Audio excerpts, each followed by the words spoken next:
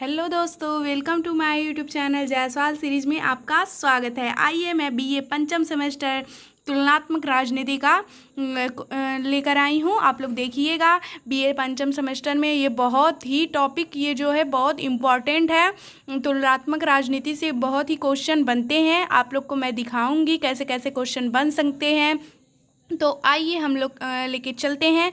तुलनात्मक राजनीति के जनक कौन हैं?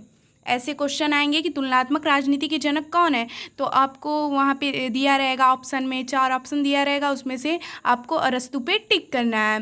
तो तुलनात्मक राजनीति का जन्म द्वितीय विश्व युद्ध के बाद हुआ है।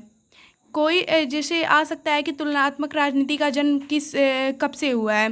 द्वितीय विश्व युद्ध, प्रथम विश्व युद्ध, तो आप लोग को लगाना है कि द्वितीय विश्व युद्ध के बाद हुआ है। और उपनिवेशवादी शक्तियाँ या औपनिवेशिक या समाजवादी शक्तियाँ उसे कहते हैं जो जब किसी देश को गुलाम बनाती है, उसे उपनिवेशवादी शक्तियाँ कहते हैं।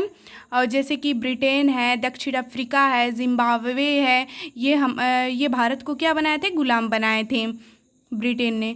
जो देश गुलाम बने रहते हैं उसे उपनिवेशवाद कहते हैं। इसी का उल्टा जब देश आज़ाद हो जाता है तब उसे उपनिवेशवाद कहते हैं। मैं बहुत ही सरल शब्दों में लेकर आई हूँ, आप लोग इसे देख लीजिए। बहुत ही आप लोग के लिए बहुत ही अच्छा टॉपिक है। और आप लोगों को ये वीडियो कैसा लगेगा कमेंट में ज़रूर बताइएगा और मेरे इस चैनल को सब्सक्राइब कर लीजिएगा।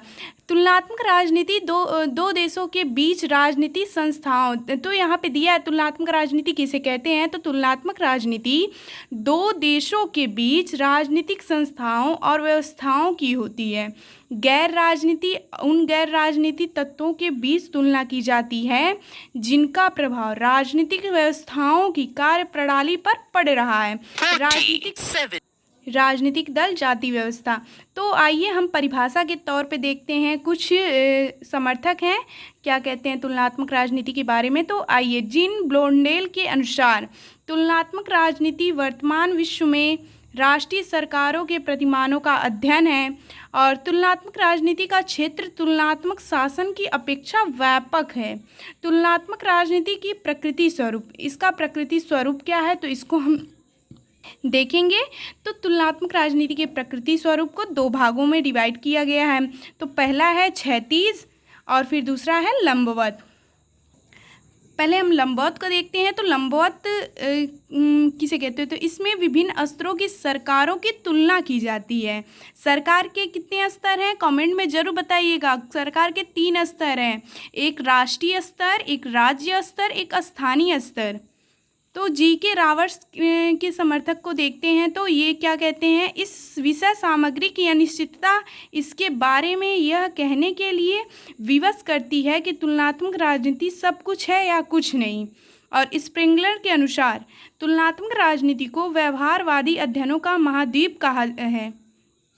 और दूसरा है क्षैतिज, इसमें विभिन्न देशों की सरकारों के बीच तुलना की जाती है। इसमें क्या है? विभिन्न देशों की सरकार, जैसे हमारे यहाँ जैसे भारत और अमेरिका के बीच जो है देश हैं, मतलब इन देशों के बीच की तुलना की जाती है।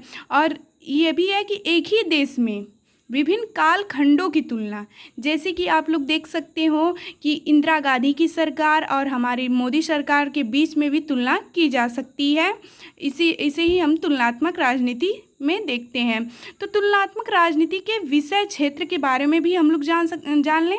तो इसके विषय क्षेत्र 2 प्रकार के हैं, विस्तृत है और संकुचित है। तुलनात्मक राजनीति में बनी हुई अनिश्चितता का मूल कारण संक्रमण की व्यवस्था में होना। ये हमारा तुलनात्मक राजनीति का टॉपिक कंप्लीट हुआ। आप लोगों को ये वीडियो कैसा लगा कमेंट में ज़रूर बताइएगा और हमारे इस चैनल को सब्सक्राइब कर लीजिएगा। धन्यवाद।